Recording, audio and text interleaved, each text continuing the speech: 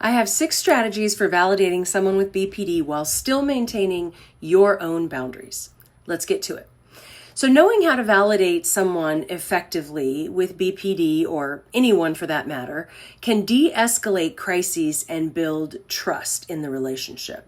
Validation shows your friend or loved one that their feelings make sense, which is extremely stabilizing for someone with BPD.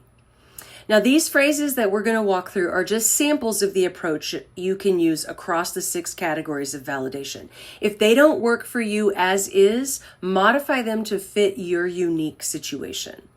And remember, validation isn't about agreement, but simply conveying your concern and understanding for what your friend or loved one is dealing with at the moment in their perception.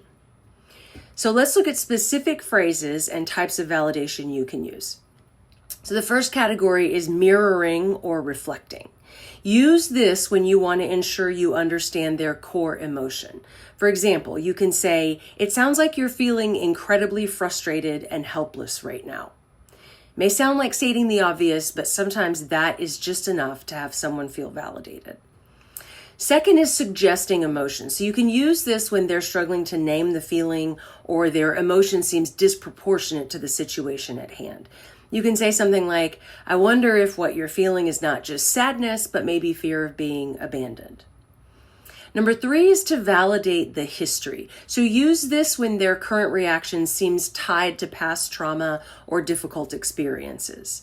For instance, you can say, "Given everything you went through as a kid, it makes perfect sense that you would struggle to trust people." Number 4 is to validate the logic. So you want to use this when you believe their perception may be distorted, but the underlying reason for the feeling is logical. You can say, "From your perspective, with all the information you had, it makes sense that you felt the only option was to leave." Number 5 is full acceptance. So use this when they express a core, overwhelming emotion. You can say, "That is a lot to deal with. It's completely understandable that you feel overwhelmed." And number six is to validate the pain. Use this strategy of showing empathy when they're in distress. You can say, "I hear how much pain you're in. I'm so sorry you're going through this." Now, let me be clear.